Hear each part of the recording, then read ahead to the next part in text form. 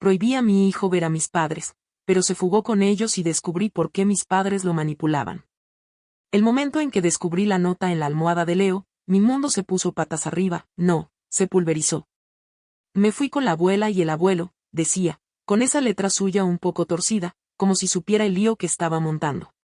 Lo leí y releí, pero las palabras seguían siendo las mismas, inamovibles.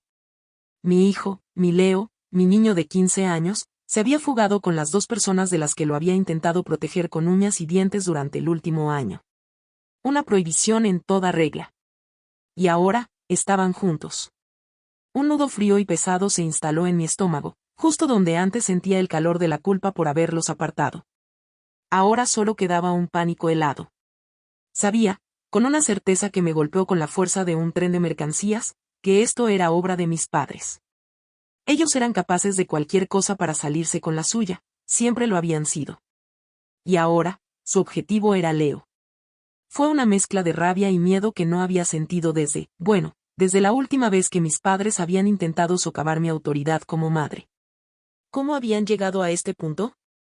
¿Cómo pude ser tan ciega, o tan poco efectiva, para que mi propio hijo me traicionara así? Me sentí una fracasada, una idiota. La nota, tan simple, tan devastadora, era la prueba. Leo no había pedido permiso, no había hablado. Simplemente se había ido. Y él, ¿por qué, de todo esto, el verdadero, el oscuro, por qué, se me escapaba, pero sabía que tenía que ver con ellos. Siempre tenía que ver con ellos. En ese instante, supe que no solo tenía que encontrar a mi hijo, sino que tenía que destapar la verdad detrás de la manipulación de mis padres. Tenía que descubrir el juego que estaban jugando, el objetivo final. Y estaba preparada para la guerra. No hubo tiempo para lamentos ni para desmayos dramáticos, aunque ganas no me faltaron. Mi marido, David, me encontró con el papel arrugado en la mano, pálida y con los ojos inyectados en sangre. No necesité decir una palabra. Vio la nota y su rostro se transformó de la misma manera que el mío. Compartíamos ese terror silencioso, ese entendimiento de lo que significaba que Leo estuviera con ellos. Lo primero fue llamar a la policía, por supuesto. Les explicamos la situación, que era un menor, que se había ido con sus abuelos, con los que teníamos un conflicto parental serio. La burocracia, la lentitud, las preguntas redundantes, todo me parecía una tortura, no entendían la urgencia, no veían el peligro. Para ellos, era un caso de fuga con familiares, algo menos grave que un secuestro, pero para mí, era una catástrofe personal. Era mi hijo, en manos de depredadores emocionales que no dudarían en usarlo. Mientras la policía empezaba su investigación, yo empecé la mía. Y no era la primera vez. David trataba de mantenerme calmada, de racionalizar, pero yo no podía. Mi mente ya estaba en modo ataque, repasando cada interacción, cada comentario venenoso, cada detalle que mis padres habían soltado en los últimos años sobre Leo. Siempre tan cariñosos, tan atentos con él, tan perfectos. Mientras a mí me criticaban por todo, por mi forma de vestir, por mi trabajo, por mis decisiones, por el color de mi pelo. Pero con Leo, todo era miel sobre hojuelas. Tu madre es muy estricta, ¿verdad, cariño?, le decían, con una sonrisa que ahora me parecía diabólica. Si estuvieras con nosotros, comerías todos los helados que quisieras. Pequeñas puñaladas, constantes, que se acumulaban. La gota que colmó el vaso fue hace un año. Leo, que siempre había sido un niño respetuoso, empezó a desafiarme de una manera que no le conocía. ¿Por qué no puedo tener la última consola como dijo el abuelo?, me espetó un día. ¿Por qué la abuela dice que soy más inteligente que tú a mi edad? Me quedé helada. Era la primera vez que escuchaba con esa claridad la magnitud de su injerencia. Habían prometido a Leo una cantidad obscena de dinero para su cumpleaños, algo que no podían permitirse y que yo jamás habría permitido. Y lo peor, le habían dicho que lo mantuviera en secreto, que sería nuestro pequeño secreto. Leo, no se lo digas a tu madre, ella no lo entendería. Me sentí traicionada. Hablé con mis padres, intenté razonar, pedirles que respetaran mis límites como madre. Pero ellos, por supuesto, se hicieron las víctimas. Solo queremos darle lo mejor a nuestro nieto, dijo mi madre, con esa voz de mártir que tanto me irritaba. Eres un egoísta, no quieres que tu hijo tenga las cosas que tú no pudiste tener. Era la misma vieja historia. Ese día, la discusión escaló hasta un punto de no retorno. Les prohibí ver a Leo, sin rodeos. Les dije que su manipulación era tóxica y que no permitiría que envenenaran la mente de mi hijo. Dijeron que me arrepentiría, que yo era una mala hija y una peor madre. Y ahora, aquí estábamos. Leo se había ido con ellos. La culpa me carcomía, fui demasiado dura, ¿debería haberlo manejado de otra forma? Pero el miedo era más grande que la culpa. Sabía que mis padres no estaban actuando por amor incondicional. Había algo más. Siempre lo había. Las primeras llamadas de la policía no arrojaron nada. Mis padres no contestaban a sus teléfonos. Sus vecinos no los habían visto en días. Era como si se los hubiera tragado la tierra. La desesperación crecía en mí con cada hora que pasaba.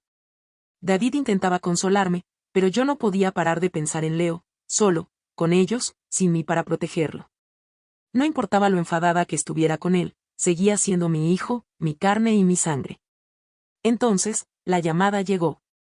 No fue de la policía. Fue un número desconocido, y al principio dudé en contestar. Pero algo me dijo que lo hiciera. Y era mi madre. Su voz, dulce como el veneno que siempre había sido, dijo, aquí está tu hijo, tan feliz, tan tranquilo. No como contigo. Un escalofrío me recorrió la espalda. Estaba eufórica, sonaba como si hubiera ganado el premio gordo. Leo está con nosotros, donde siempre debió estar. Por fin es feliz, lejos de tu amargura. Intenté mantener la calma, pregunté dónde estaban, le pedí que me dejara hablar con Leo. Pero ella se negó rotundamente. No te lo vamos a entregar, dijo, con una risita cruel. Y no intentes nada estúpido, porque Leo nos adora y no querrá volver contigo. Sentí la sangre hervirme. Le grité, le supliqué, le exigí que me dejara hablar con él. Ella colgó. La rabia me cegó, pero también me dio un empujón, una energía oscura que me impulsó a la acción. Tenía que encontrarlos. Tenía que descubrir su maldito plan. Sabía que mis padres no eran ricos. Vivían de su pensión y de algún dinerillo que mi padre siempre había sacado de negocios turbios, de esos que nunca eran del todo legales, pero tampoco del todo ilegales. ¿Qué ganaban con Leo? ¿Qué necesidad tenían de él? No era solo una cuestión de recuperar a su nieto o de molestarme. Con ellos, siempre había un objetivo mayor, una agenda oculta. Empecé a indagar, a rebuscar en viejos papeles que conservaba mi padre, facturas, documentos fiscales, cualquier cosa que pudiera darme una pista. David, viéndome en ese estado de frenesí, se unió a la búsqueda. Hay algo raro en sus cuentas, dijo David, señalando unos extractos bancarios que habíamos encontrado escondidos en una caja vieja. Están en números rojos, y tienen una hipoteca inversa a punto de vencer. Y unas deudas que no me cuadran. Mi padre siempre fue un jugador, un inversor impulsivo, como él decía. Mi madre, su eterna cómplice, lo apoyaba en todo, incluso en sus locuras financieras. De repente, todo empezó a encajar en un patrón inquietante. Recordé una conversación que escuché de pasada hace meses, donde mi padre hablaba de una herencia que no estaba clara, de un primo lejano que había fallecido sin descendencia directa y de unas tierras en el pueblo. En ese momento no le di importancia, pero ahora. La cosa empezó a oler a podrido. Una herencia. Un heredero. Leo. Mi hijo era el eslabón perdido en su cadena de ambición. Mis padres no querían a Leo por amor, lo querían como un peón en algún juego legal o financiero sucio. Empecé a investigar sobre ese primo lejano, un tal Ricardo. Descubrí que había fallecido hacía poco más de un año, dejando una propiedad considerable en un pueblo remoto, pero sin testamento claro. La ley decía que, en ausencia de cónyuge o hijos, la herencia pasaba a los hermanos del difunto. Y si no había hermanos, a los sobrinos. Mi padre era sobrino. Pero había un problema, la herencia estaba estancada por falta de un heredero directo que pudiera hacerse cargo de la propiedad y de unas deudas asociadas. Y los otros sobrinos del primo Ricardo también estaban en la pelea. La cosa se complicaba. En medio de mi investigación, recibí otra llamada, esta vez de un número privado. Era Leo. Su voz sonaba baja, asustada. Mamá, quiero volver a casa, susurró. Mi corazón dio un vuelco. Leo, ¿dónde estás? ¿Estás bien? Él me contó que sus abuelos no eran lo que parecían. Al principio era divertido, mamá. Me compraban lo que quería, me dejaban jugar todo el tiempo. Pero luego empezaron a cambiar. Me hacen ir con ellos a reuniones con abogados, me piden que firme cosas que no entiendo.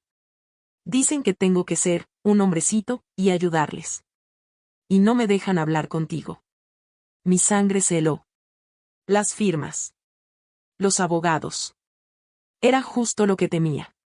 Estaban usando a mi hijo para su beneficio, para esa herencia. Leo me dijo el nombre del pueblo donde estaban. Era el mismo pueblo donde estaba la propiedad de Ricardo. Con la información de Leo y los documentos que habíamos encontrado, fui a la policía. Les expliqué mi teoría, les mostré las pruebas de las deudas de mis padres, la situación de la herencia del primo Ricardo y la evidencia de que Leo estaba siendo coaccionado.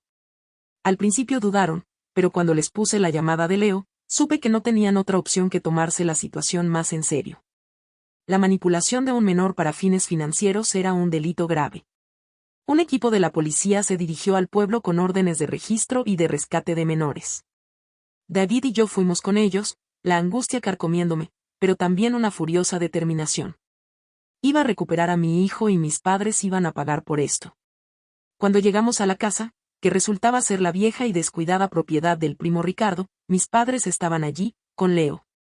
La escena era patética. Mi madre estaba intentando que Leo firmara un documento, mientras mi padre hablaba por teléfono, gesticulando con rabia. Al vernos, la cara de mi madre se descompuso. Mi padre soltó el teléfono y nos miró como si fuéramos invasores. Leo, al verme, corrió hacia mí y me abrazó con todas sus fuerzas. Nunca había sentido un alivio tan profundo. La policía entró, les explicó la situación, les mostró las órdenes. Mis padres intentaron negarlo todo, por supuesto. Estábamos cuidando a nuestro nieto, dijo mi madre, con esa voz quejumbrosa. Mi hijo ha estado con nosotros por su propia voluntad. Pero la policía no les creyó. Había demasiadas pruebas, y el testimonio de Leo era contundente. El documento que Leo estaba a punto de firmar era una cesión de derechos sobre la herencia de Ricardo, presentándolo como el heredero preferente a cambio de una suma de dinero que iría directamente a mis padres para saldar sus deudas. Habían descubierto que, en algunas situaciones muy específicas y con ciertos tecnicismos legales retorcidos, un menor podía ser presentado como beneficiario, con sus tutores, mis padres, en este caso, si lograban tener la custodia, gestionando sus bienes. Era un plan de locos, pero que a ellos les había parecido brillante para salir de su agujero financiero. Estaban usando a mi hijo como una ficha en su juego de póker, y casi lo consiguen. Mis padres fueron arrestados por manipulación de un menor y coacción. Verlos esposados, la dignidad desmoronándose de sus rostros, no me dio la satisfacción que creí que tendría. Solo sentí una tristeza profunda, una pena por lo que podrían haber sido y lo que eligieron ser. Leo estaba a salvo, y eso era lo único que importaba. Los días siguientes fueron difíciles. Leo se sentía culpable por haberme desobedecido, por haber creído a sus abuelos. Pero lo abracé y le dije que no era su culpa, que él había sido una víctima más de su manipulación. Hablamos mucho, y Leo entendió por qué había puesto esa prohibición, por qué había intentado protegerlo de una toxicidad que ahora había experimentado en carne propia. Nuestra relación se fortaleció de una manera que nunca hubiera imaginado. Tuvimos que empezar de cero, reconstruyendo la confianza, pero esta vez, con cimientos de acero. Mis padres, por su parte, enfrentaron cargos. La comunidad familiar, al enterarse de la verdad de sus actos, les dio la espalda. Su reputación quedó hecha añicos. La herencia de Ricardo pasó a otros parientes, y ellos se quedaron con sus deudas y su reputación destruida. La justicia poética, a veces, tarda, pero llega. Aprendí que proteger a quien amas a veces significa cortar lazos, por muy doloroso que sea. A veces, la sangre no une, sino que envenena. Y que, por más que duela, es mi deber, como madre, defender a mi hijo de cualquier mal, incluso si ese mal lleva el apellido de mis padres. Leo y yo seguimos adelante, más fuertes y más unidos que nunca. Y sobre mis padres, la verdad es que no he vuelto a saber nada, ni me interesa. Mi familia es mi hijo, y lo que hemos construido juntos. Y eso, nadie puede arrebatárnoslo.